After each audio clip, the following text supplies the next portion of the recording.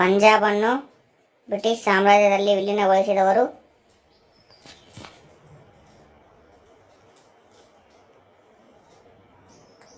A. Dalhousie, B. Wellesley, C.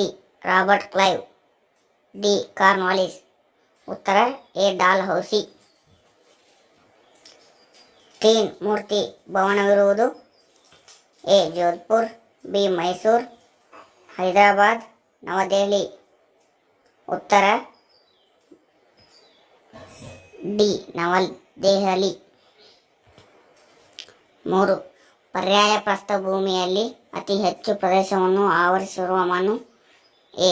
ಕಪ್ಪು ಮಣ್ಣು, B. ಕೆಂಪು ಮಣ್ಣು, ಸಿ. ಮೆಕ್ಕಲು ಮಣ್ಣು, ಡಿ. ಮರುಭೂಮಿ ಮಣ್ಣು. ಉತ್ತರ ಬಿ. ಕೆಂಪು ಮಣ್ಣು. ಪ್ರಶ್ನೆ 4. ಭಾರತದ ಹಸಿರು ಕ್ರಾಂತಿಯ ಪಿತಾಮಹ? A. Verghese Kurien, B. Sir M Visvesvaraya, C. Doctor M S Swaminathan, D. Norman Borlaug. ಉತ್ತರ C. Doctor M S Swaminathan. ಪ್ರಶ್ನೆ 5. ದಕ್ಷಿಣ ಭಾರತದ ಅತ್ಯುನ್ನತ ಶಿಖರ? A. Armakonda, B. Anaimudi, C. Mahendragiri, D. Gaurishankar. ಉತ್ತರ ಬಿ. ಅನೈಮುಡಿ. ಪ್ರಶ್ನೆ 6. ಮಕ್ಕಳ ಸಹಾಯವಾಣಿ ಸಂಖ್ಯೆಯು? ಎ. 1089, ಬಿ. 1098, ಸಿ. 101, ಡಿ. 108. ಉತ್ತರ ಬಿ. 1098. ಪ್ರಶ್ನೆ 7. ವಿಶ್ವಸಂಸ್ಥೆಯು ಮಾನವ ಹಕ್ಕುಗಳ ಉದ್ಘೋಷಣೆ ಮಾಡಿದ ವರ್ಷ? ಎ. 1947, ಬಿ. 1945, ಸಿ. 2007, ಡಿ. 1948. ಉತ್ತರ ಡಿ. 1948.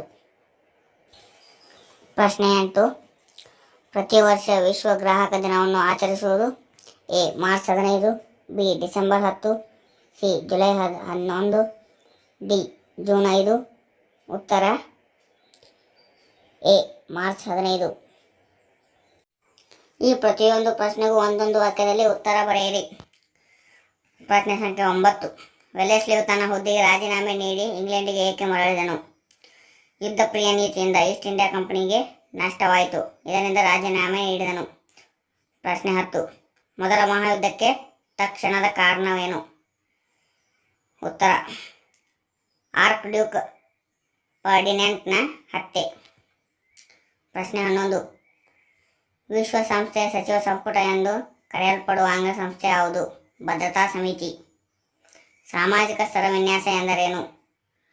ಲಿಂಗ, ಬಣ್ಣ, ಜಾತಿ, ಜನ್ಮಸ್ಥಳದ ಆಧಾರದ ವರ್ಗೀಕರಣವನ್ನು ಸಾಮಾಜಿಕ ಸ್ತರವಿನ್ಯಾಸ ಎನ್ನುವರು. ಪ್ರಶ್ನೆ ಸಂಖ್ಯೆ 13. ಬಾಲಕಾರ್ಮಿಕ ನಿಷೇಧ ಮತ್ತು ನಿಯಂತ್ರಣ ಕಾಯ್ದೆಯನ್ನು ಏಕೆ ಜಾರಿಗೊಳಿಸಲಾಯಿತು? ಬಾಲ ಕಾರ್ಮಿಕತೆ ನಿಷೇಧಿಸಲು.